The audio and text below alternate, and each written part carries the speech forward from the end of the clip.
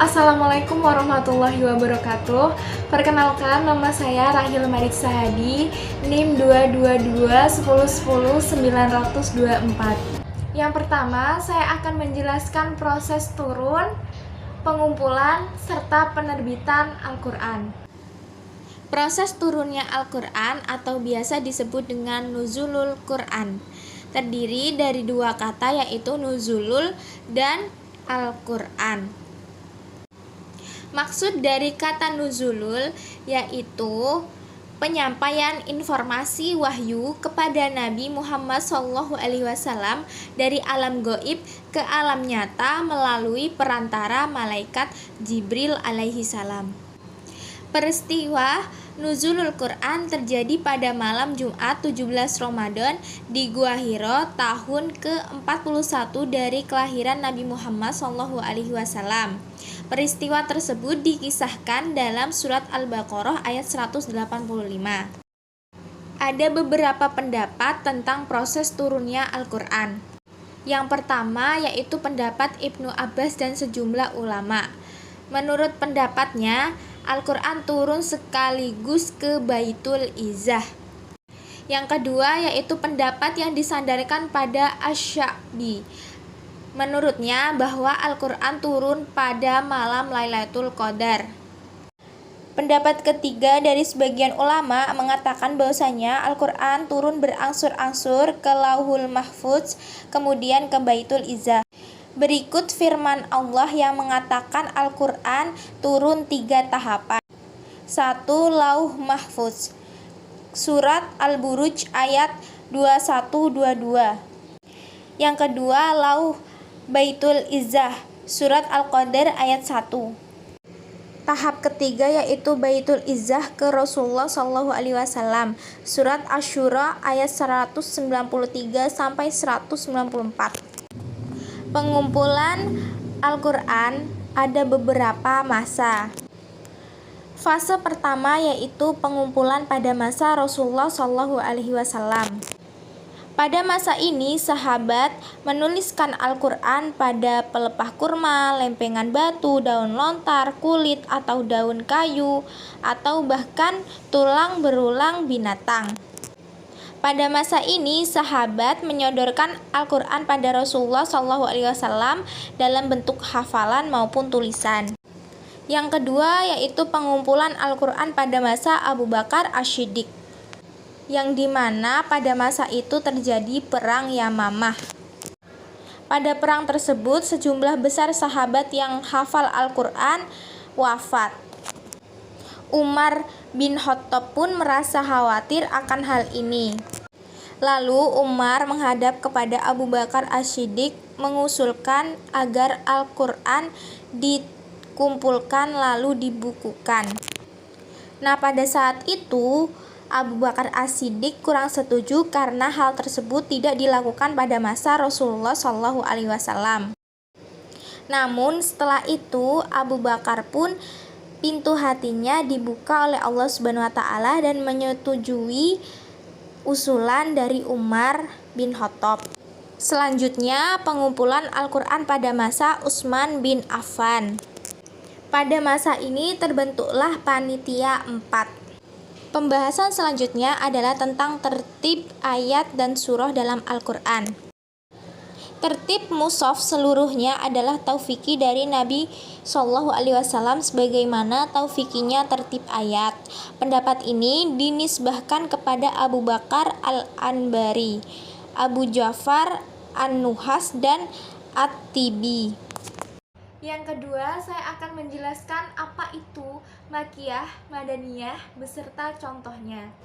Ada 3 pendapat tentang pengertian Makkiyah dan Madaniyah. Pendapat yang pertama mengatakan bahwa Makkiyah adalah ayat atau surat yang diturunkan di Mekah dan Madaniyah adalah ayat atau surat yang turun di Madinah.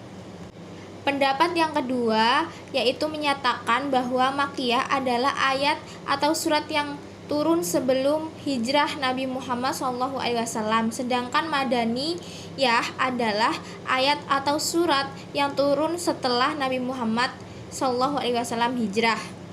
dan pendapat tersebut adalah pendapat yang paling masyhur. Pendapat yang terakhir menyatakan bahwa Makkiyah adalah ayat atau surat yang dikitabkan para penduduk Mekah, sedangkan Madaniyah dikitabkan para penduduk Madinah. Yang ketiga, saya akan menjelaskan apa itu muhkam, mutasabih, dan contohnya. Muhkam secara bahasa artinya jelas, tegas, tidak diragukan. Pengertian muhkam secara istilah adalah lafadz yang artinya dapat diketahui dengan jelas dan kuat berdiri sendiri tanpa ditakwilkan, karena susunannya tertib, tepat, serta pengertiannya tidak sulit dan masuk akal. Sedangkan pengertian mutasabih secara bahasa berasal dari tasyabaha, yang berarti serupa, mirip, sesuatu yang menyerupai yang lainnya. Sedangkan pengertian mutasabih menurut istilah adalah lafadz Al-Quran yang artinya sama atau menyerupai makna letterligiknya.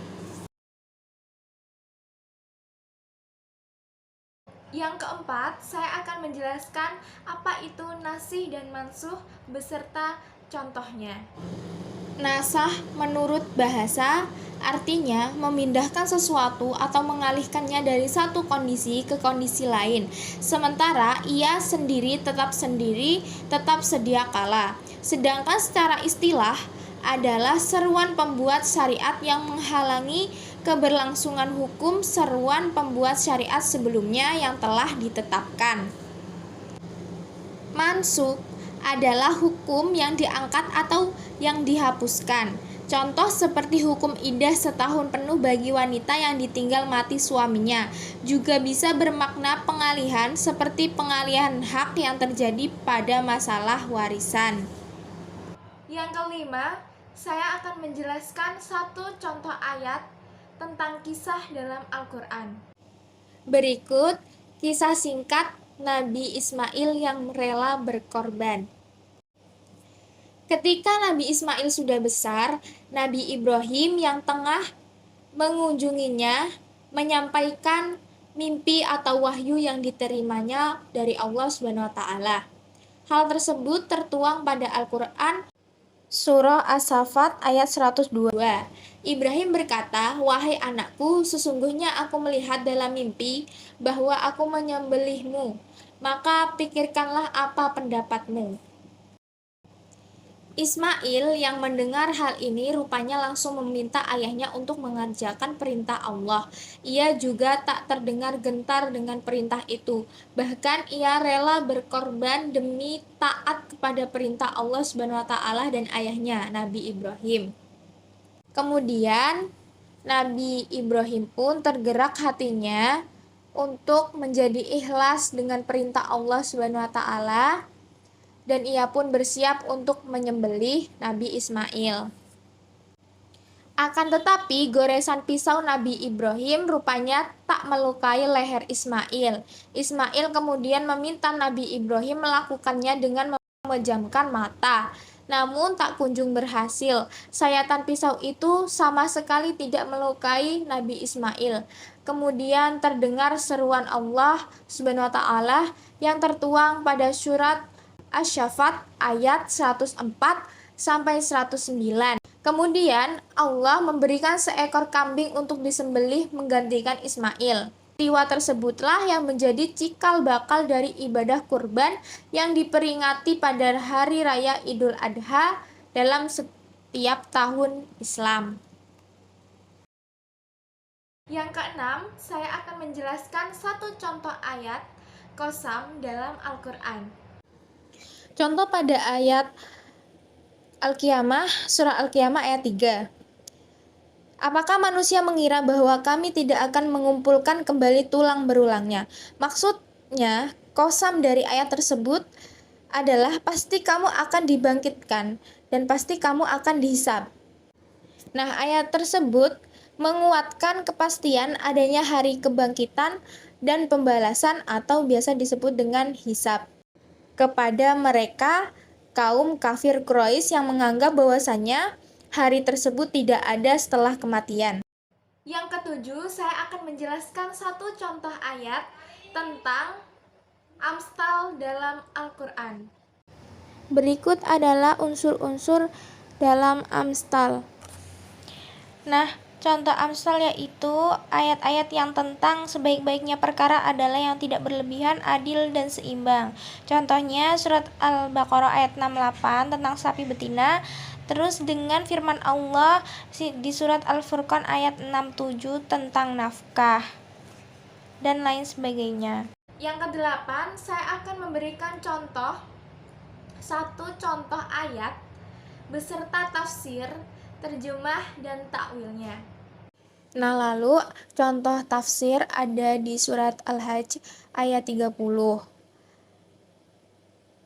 yang artinya, dan telah dihalalkan bagi kamu semua binatang ternak terkecuali yang diterangkan kepadamu keharamannya, maka jauhilah olehmu berhala-hala yang najis itu, dan jauhilah perkataan-perkataan yang dusta.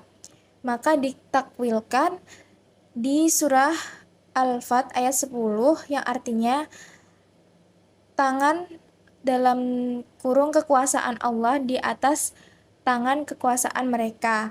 Terjemahnya pada ayat surah Al-Isra ayat 29. Dan janganlah kamu jadikan tanganmu terbelenggu pada lehermu, dan janganlah kamu terlalu mengeluarkannya, karena itu kamu menjadi tercela dan menyesal. Sekian penjelasan dari saya. Wassalamualaikum warahmatullahi wabarakatuh.